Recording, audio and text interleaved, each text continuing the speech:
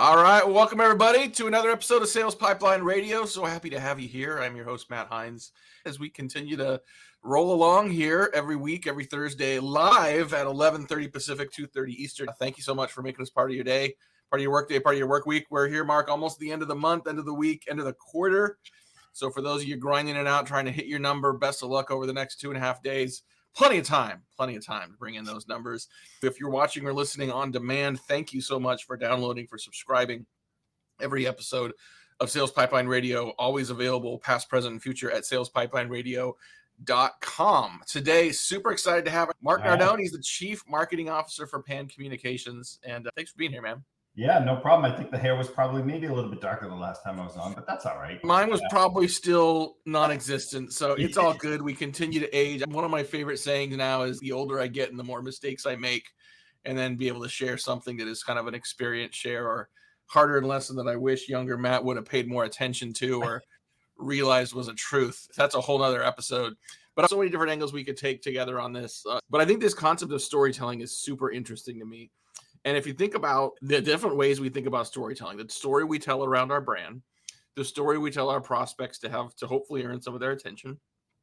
It is budget season as we record this. So the story we tell when we're asking for money, right? Instead of giving a laundry list of like where we're going to go spend money, what's the story you're telling about what you are buying for the organization? And combine that with increased evidence and research I'm now seeing that indicates that B2B brands are going to reinvest or grow their investment in brand in 2025. And what is brand if not a story? So would love to hear from your perspective. First of all, for the people that don't know you and don't know Pam, a quick introduction there. And then how are you thinking about storytelling and brand as we start thinking about next year already? Yeah, sure. So just for the individuals that don't know us, Pan Communications, actually Pan now, we rebranded a little while ago to just Pan. Kind of started off in the PR industry as an agency and then moved into the brand to demand kind of side of the business. We focus a lot on telling really great stories, working with B2B tech companies and healthcare firms as well, on everything at top of funnel to middle of funnel, starting to get pulled down to the bottom of funnel a little bit more, but from PR to content marketing to social, a lot of digital activation. So about 240 employees spread across a few different offices globally. So that's who we are in a nutshell. Been around for 30 years. Story. I will tell you, it's important and it's interesting because what we're seeing on our end, being in the services side of the industry as well as representing a lot of tech brands, is second half of the year, we've seen an absolute kind of reverse a pattern and double down on inside of brand and brand awareness. Mm-hmm. Some of that has to do with the fact that I think there was just a lot of kind of like hesitation and a little bit of concern in the first half of the year. And so I think we're kind of seeing maybe a little bit of the ricochet of second half finish strong, set brand up well for kind of beginning parts of 2025. And then I think we're just also seeing just marketers and brands moving to decision a lot quicker. I think when you and I last chatted, Matt, earlier this year, there was just a lot of issues within pipelines, whether it was the pauses, the delays, a lot of movements taking place. And so what comes out of that naturally is the ability for brands to kind of really, really hone into story and narrative, what that looks like, how do they begin it, what does it all kind of encompass? One of the things that you started talking about was obviously what brand means for business, for product, but also from an experience standpoint. And I think that's where we're starting to see more of the brand storytelling start to come to the forefront, which is the experience that customers and the prospects and that industry has, both with your brand and with your executive team. So I think it's a critical component to what's happening right now. So no surprise on brand investment. Yeah, it's interesting. Yesterday, I was in Palo Alto for a client's what they call a marketing therapy session. We had about 70 B2B marketers in for lunch. And we talked about brand and demand together. We talked about this concept of investing in brand. And it was fascinating because a lot of the smaller companies in the room said, we can't afford to invest in brand. And the bigger companies, including some of the panelists, said, we can't afford not to. Right. So I think there's this interesting dichotomy of how different companies, perhaps based on different sizes or even maybe just maturity of the company, think about and accept the role of brand in driving not awareness, but having a direct impact on pipeline and revenue as well. No question about it. And I think one of the misperceptions out there is based on size of brand determines obviously the levers of investment. Budget aside, percentage of investment that you're making within some of these activities. We started our agency in the emerging growth, move to mid to late stage types of brands. So what we start to see is a lot of the formula, that emerging growth package, they put a lot of importance on brand, right? They put a ton on top of funnel awareness and what that all means around brand. Mid stage gets a bit more comfortable with that, right? There's a lot of things that go on with regards to storytelling and brand. At the mid stage to late stage, there's a lot of vertical solutions. You might be moving from single product to multiple product. You've got business in the US, you're starting to expand globally. There's a lot of things. Your executive team now moves from maybe one single subject matter expert to 4, 5, 6 different subject matter experts. Just think about all of those things that go on in that kind of equation, and now wrap story into that. Yeah. And you might have multiple stories going at once, but where the biggest concern on our end and from a brand standpoint is the inconsistency in telling story across individuals, through product, through purpose, through employees. That becomes a major driving factor in how do you streamline everything? How do you coordinate with teams so that you're all aligned to the focus of the business? And sometimes that goes off rails quickly now. It does. And I think this is why I think it's important for us to talk about brand in the context of storytelling here. Because if you say you can't afford to invest in brand, what I think some people say is, I don't have budget for that. And brand is not billboards on 101 in the Valley. Brand is not putting your logo on the side of a race car. If you are good at nailing a story that matters to your customer, a story that aligns with and or enhances their narrative, a story you can be consistent about sharing across your company and across your channels, a good story can take on a life of its own and can mitigate some of the costs of having to buy space. Like, you can earn the space in your customer's mind with a better story. And I know I'm preaching to the choir here. I don't know if you got an example or two to showcase. This is at the heart of building a strong brand. Oh, there's no doubt. So a couple of things I'll kind of address here. One is, brands sometimes make the mistake of going too quickly for the growth opportunity and missing the opportunity that's right in front of them. Yeah. You know, and I get that growth is the number one driving factor behind, of course, business and brand, but there's so much more potential at times sitting in front of them with the market that they're focused in on, and they start to dilute their value proposition in that market and start to go off into these other growth areas. And sometimes that might be too soon, and sometimes that just might not be the perfect timing just in general. So as we get into that, it's become a driving factor around why so many clients right now and brands are talking about visiting message and positioning. I don't know about you, Matt, but we're working with a lot of brands where we're either starting to do a refine of message positioning, or we're starting to really start from scratch and rebuild the message positioning architecture, which then starts to really drive a lot of different brand narratives coming out of that. And I think that for brands today, and this is a perfect time of year to talk about this, Matt, as you evaluate pipeline, as you evaluate what's going on within sales, as you think about titles that are impacting decisions and or delaying decisions, as you just think about the committees that are going on and what that all looks like, take the time to start to audit and assess what's happening within your landscape. What are the competitors doing? What is everybody else looking like from an assessment and an audit? And take some of that research and start to build what could be just a great moment in time for message and positioning beginning in 2025. So I think, brands sometimes today just make the mistake that our message is good. It's been in market for a year. We don't need to tweak it. We don't need to adjust it. That's nonsense. It's got to be in real time. Well, you may be comfortable with your message, but remember that your message does not sit in isolation in the market. Your message is sitting alongside and competing with countless other messages for the finite amount of time that your prospects and your customers and the decision makers that their organizations have. There is no good enough. And I think you got to continue to look for the ways to improve on that. Talking today on Sales Pipeline Radio with Mark Nardone. He's the CMO, Chief Marketing Officer for PAN. And we're talking about the importance of storytelling as a component of building and managing a strong brand. One of the other topics we covered yesterday at the Palo Alto event was the balance between brand and demand. And thinking about this sometimes in like just a 2x2 matrix, right? Brand and demand on one axis, short-term and long-term on the other. And I tend to think like short-term, maybe 3 to 6 months, long-term, 6 months to 2 years plus. A lot of companies very worried about the short-term impact and said, okay, it's the end of the month, end of the quarter, I need to invest in demand. And too often that short-term need to drive demand precludes people from doing the building blocks of building brand as well. I believe there are things you can do short and long term to build that brand and to tell that story. You mentioned starting with just having a fundamentally better story and better message. But what are some of the things that you see companies doing well organically, even short term, to start to build the foundation of a long term strong brand? Yeah, it's a great question. As we think through story and from the brand to demand connection that we're talking about here, how does story align everywhere throughout the journey of a customer coming into the pipeline? What does that look like? How do you think of tone, pain point, necessity, and level of importance as they're coming into the pipeline? I think some of the things we're starting to see really, really resonate well is, I mean, this is going to be no surprise to everybody listening, but data and research.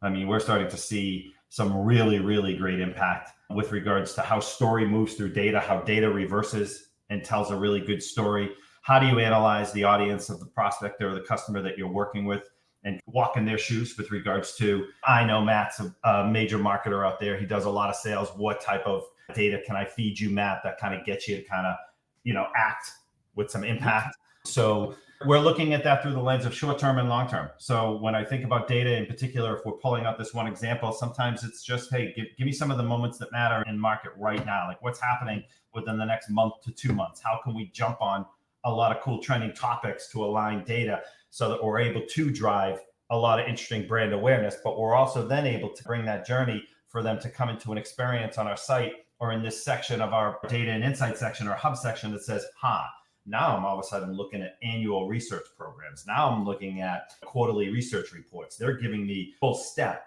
in the moment what's happening this month with regards to the reaction in markets all the way. Give me some more premium research that's driving this. So data and research is really important. And how that moves your story out to media is important. How that goes across digital channels is really important. How sales uses that from an enablement standpoint in decks and everything like that. Data's become one of our best options with regards to putting out some conversations and communication to market.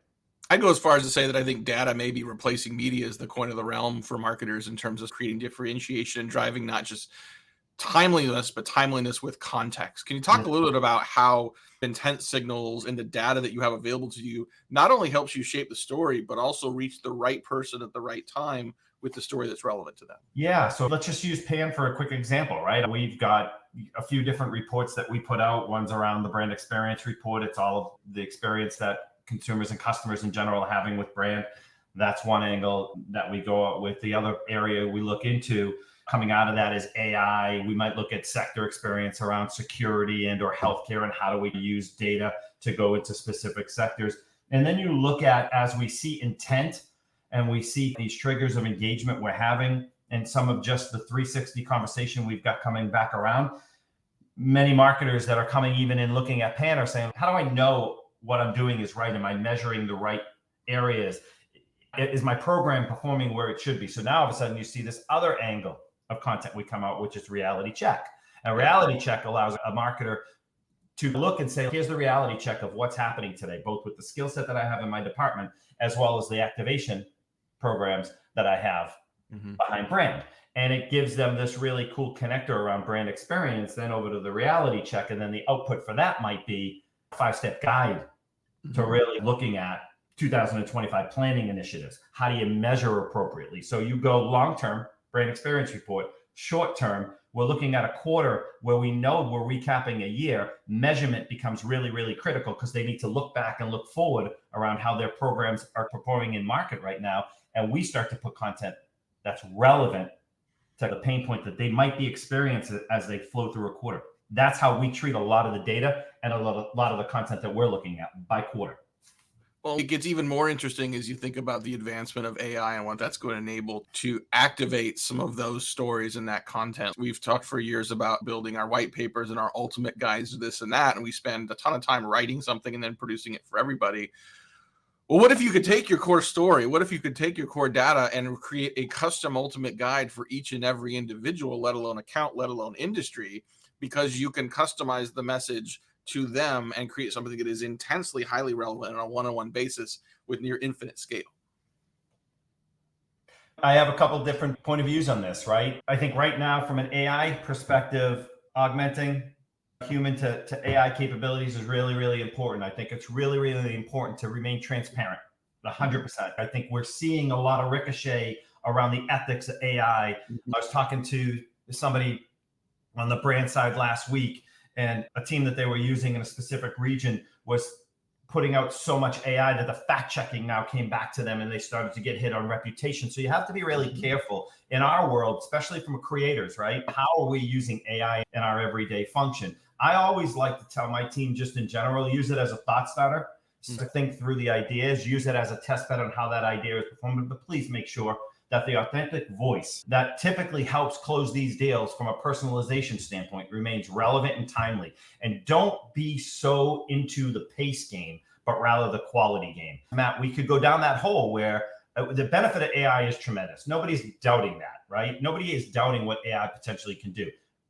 But it's got to be in a way that's balanced, authentic, again, very, very transparent, or else reputation's going to get hit. I think sometimes the decision makers and or the audiences that you're trying to influence might see right through it at times.